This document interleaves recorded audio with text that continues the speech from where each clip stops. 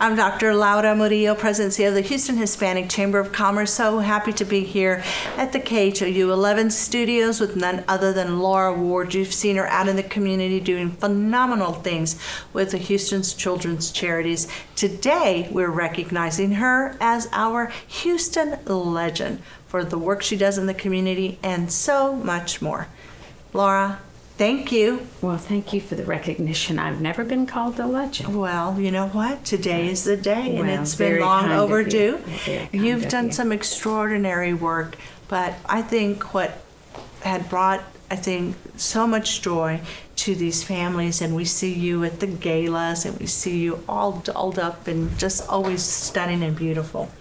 But to see you with the families, awarding the vans, and seeing the smiles on those faces and the changes that will happen as a result of the foundation was touching. Thank you for inviting me to experience that and see that.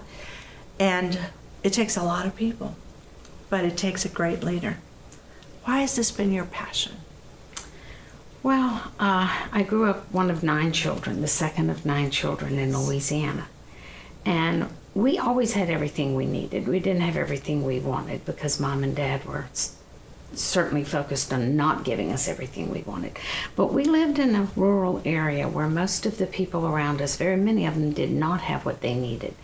And I learned at a young age in Catholic school that you give back. And then I would go home and I learned it at home because my mother and father were constantly doing little random acts of kindness on a daily basis. The stories are so many and the memories are so many. So I learned very young that that was a life's goal of our family, was to always share, whether we had a little or a lot. You just shared it. You gave some of it back. Yes. It was rather a service before self attitude in our house. And it went with me to college, and it went with me in my younger years when I was raising my children, and it stayed with me. It's always stayed with me that you have to do that. Yes. And your years at LSU, would you ever think that you would be running a foundation, helping families? I mean, what did you think you were going to do when you were at LSU? Well, when we were at LSU, I was in a sorority. Okay. And every Sunday we went to the Baton Rouge School for the Blind. And we had a play afternoon with the children. Yes. And I looked forward to it all week. I loved Sunday afternoons. And then one Sunday afternoon, you could choose not to go. And I rarely chose that because I just looked forward to it so much. Yeah. So being the second of 9 children, you almost feel like you're running a charity at the house because you're doing for the younger ones every day, all day. So I never questioned the fact that this would be my life. Didn't realize it would turn into a career, Laura, and I've never been educated in it or schooled in it. I have no formal training in philanthropy or fundraising or any of it. I learned by doing. It was on-the-job training for me, and my very first fundraiser was 33 years ago in the gymnasium of my children's private school, and we had a $5 a plate spaghetti dinner. There you go. And I realized then I could ask people for money and they would give it to me if it was for a good cause. Well, and that's how it began. And look at you now, having raised over $100 million. No small feat. Well, it's daunting to hear it, but yeah, I have, and I'm very grateful. But you said something in the beginning. That money only came because of the village that was with me, behind me, and supported me. I've never raised a dollar alone. It always takes a village. Yes. And I'm hoping our young children realize that. That life is fleeting, but passion is not. Motivation can be fleeting, but inspiration is what stays. And if you're inspired by somebody or inspired by something, then that can't become a career. It can be your passion that becomes a career. I worry that our leaders today, my age, when we're gone, I worry that the level of philanthropy in Houston can sustain itself because it's needed. Yes. 23% of our children, Laura, live at the poverty level in Houston, Harris County rather. That's That's daunting. 23%. And 20% of those children go to bed hungry every night. They're food insecure. They get one meal a day. It's normally at school. So I throw those figures out, and I speak it all the time when I'm speaking to younger people or people across the board in Houston, that we need to mitigate the suffering and the difficulty that parents of these children wake up to every morning. It's our role to help those parents. They're the heroes. Yes. They're the heroes. They Yes. are the heroes, but we have to help them. We have to provide Absolutely. them with support and resource. And speaking of support and resources, every year that I go to your gala, it seems like we're sardine in there ever more so, and people want to help. And it's everything from your board of directors to, I saw you guys were prepping all of the backpacks for back to school, and the smiles and the hard work that your team, you can see the smiles on their faces, but you also see the smiles on these families' faces. I mean, have there been any in particular that have just stayed with you? You've got so many memories. Well, the children, tomorrow we'll give away 4,500 backpacks, thanks to Rod Ryan, who raises all the money and has done this for us now for 15 years. That's what I'm talking about when I say inspiration is lasting. A 15-year commitment to any cause is truly inspiring. Yes. And the stories that stand out to me are the families that we will provide Christmas to the same family we give a backpack to the same family we give a van to. We embrace our families, and we don't lose sight of our families. We don't forget them. We gave out 35 vans last year, and those 35 families became a part of our family. Yes. We check on them at Christmas. We check on them at Easter. We check on them for back to school. We don't just give the van and they drive away. They become part of the Houston Children's Yes. Charity family. And that's how our family has grown. You mentioned our gala, and our very lofty goal this year is that we will raise $4 million at our gala. And I don't know for certain, I'm looking for the numbers, but I don't think there's a local charity in Houston that is not affiliated with the arts, just a local charity that has ever raised $4 million in a single night. Mm-hmm. But we're going to do it, because we're not going to stop till we do it. Once I announce a goal and set a goal, It's done. don't stop short. It is done. Well, I know your team is going to, with their tennis shoes we and have whatever needs to happen on those phones, your board and others are going to rally to make that announcement. They always to do. say it is done. And I look forward to seeing that big smile on your face when Thank you you, get Laura. it done. Thank you. And it's just been a beautiful, just watch all of the things that you've been affiliated with. And of course, your marriage, a long-standing marriage to our beloved Dave Ward, and the recent sign that is dedicated, the Yes. street sign. That's been a journey for you as well.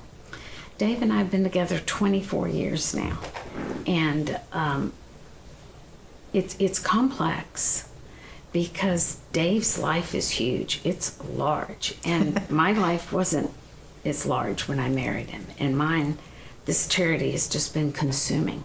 Yes. And the need has risen exponentially year by year.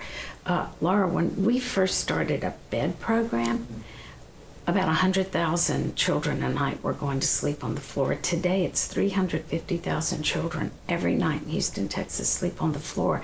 And that for me is so, I hate to say unacceptable, it seems trite. It's shocking.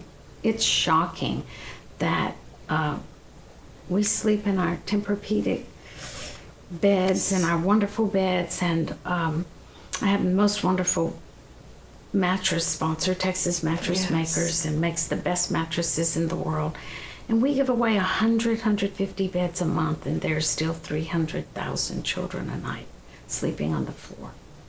So yeah, it's my marriage to Dave has been complex because we both have such large lives, and sometimes just making time for it all is really difficult. Dave has been so supportive of Houston Children's Charity, and he remains on our advisory board. Wow. We're so thankful that he's been such a big part of this city. And as you said, both of you with very large lives that have been so impactful for so many people, and I'm sure folks that you've not even met, that the charity has been absolutely a lifesaver, a game changer for.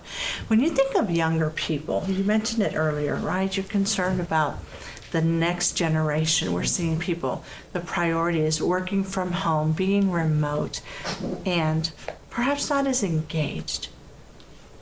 What can we do as people who are already out there doing our part to pass on some of this knowledge to this younger generation? Well, you hit a nail on the head that's sensitive to me. I understood during COVID that people had to work remotely, but it definitely has changed the fundraising landscape. Mm-hmm. It's changed the philanthropic landscape of Houston. If you're working remotely and you're not home and you're at home and you can't touch it, see it, and feel it, you won't remember it. Mm-hmm. And as I talk about, motivation is temporary, inspiration is consistently lasting. It's hard to get inspired just sitting at home in front of your computer working remotely. It is not difficult to be inspired when you do what you did and came to one of our van distributions and you see the families and you speak to them, but you wouldn't have been so touched that day if you watched it on television from your home.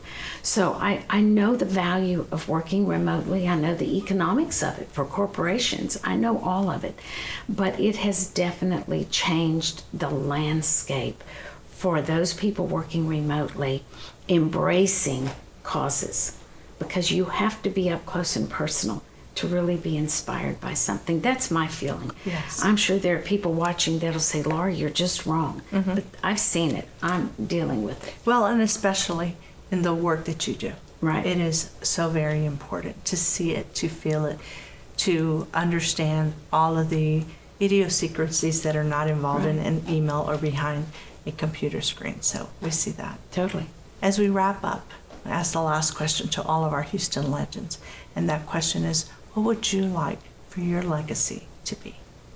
Well, I heard you ask that question a few moments ago, so I thought, she's going to ask that question. I've not thought about it. I believe that you live your life, and your life creates a legacy. I've never thought about leaving a legacy, but I go back to something that I read years ago that Mother Teresa said that one of my favorites. She said, not all of us can do great things, but each and every one of us can do small things with great love. And I absolutely love that. I've told it to my children. I tell it to everybody. It's one of my favorite quotes from Mother Teresa, who is one of my most inspirational people in my life. So I think if my children, my grandchildren, my friends, my family can look at the way I've lived life and take one small part of it and say, I'd like to do that, then that's my legacy. Well, you've done it already. Thank you, Laura. Thanks for all you do. Thank you for being a great, great inspiration to so many people in this great city that we have, which is Houston, Texas. And I can't wait to hear the final, we did it, of $4 million in the fall. It'll be $4 million. It will be, and maybe more. Thanks for joining us. As always, we're happy to bring you some very extraordinary people who've lived phenomenal lives and given back to this great city. And for this and more, we recognize Laura Ward as our Houston legend. Thanks for joining us.